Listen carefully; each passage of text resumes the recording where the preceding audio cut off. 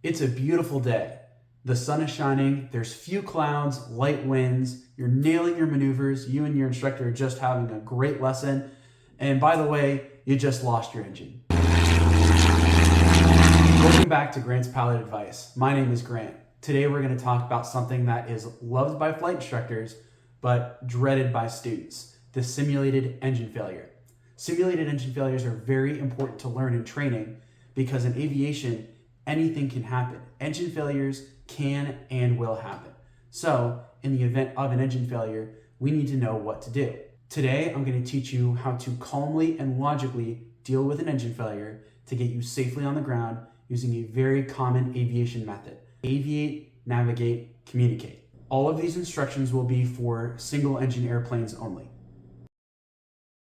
The first and most important step is aviate, fly the airplane.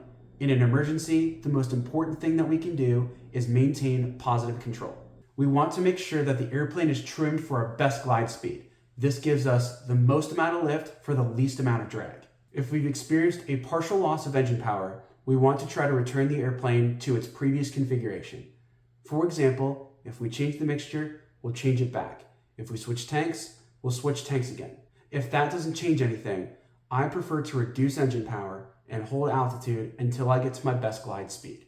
This reduces stress on the engine and gives us a little bit more time if there is an imminent internal engine failure. In the event of a complete engine failure, we want to set the airplane up for an in-air restart. Mixture goes to full rich. Fuel selector is set based on the operating handbook or checklist. If we have a fuel pump, we turn the fuel pump on and we set the magnetos to both. If the propeller has completely stopped spinning, we can try to start the engine using the starter. Throughout this whole process, make sure that you're referring to your operating handbook or your checklist for exact steps. Now, let's get ready for the next part. Our next step is to navigate to a suitable landing spot.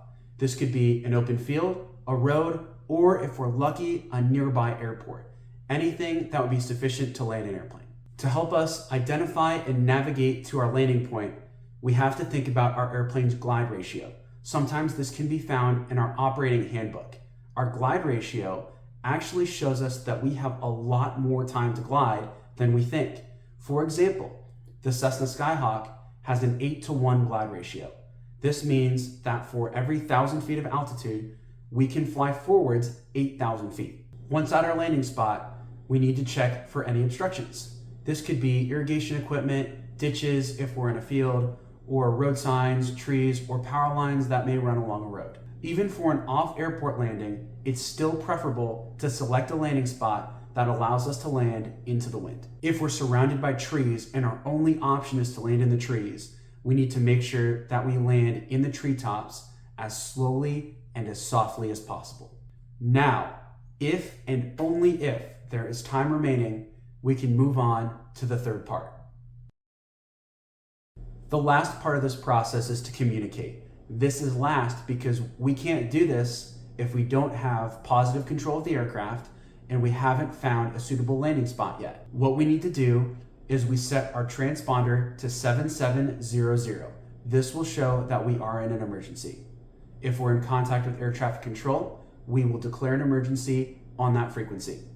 If we're not in contact with air traffic control, we will tune the emergency or guard frequency on 121.5 and declare an emergency there. If this is a simulated emergency, please don't contact air traffic control and tell them that you're in an emergency. Let's bring it home and put this airplane on the ground. Throughout this entire process, we should be maintaining our best glide speed. Once we get to our landing point, we'd like to try to fly a full pattern, but most importantly, we just want to land with a headwind. Flaps are as required. If you need more flaps, add more flaps. Before we touch down, we want to turn off all electrical sources and cut off all fuel sources just in case there's a fire on the ground. We want to make sure that our seatbelts are fastened and our doors are unlocked. Again, make sure that you're following your pilot's operating handbook or checklist for this. When you're faced with a situation like an engine failure, it's important to not panic. Fall back and rely on your training. Remember to aviate, navigate, then communicate. It's extremely important to learn this skill because you never know when you're going to need it. Again, in aviation, things happen.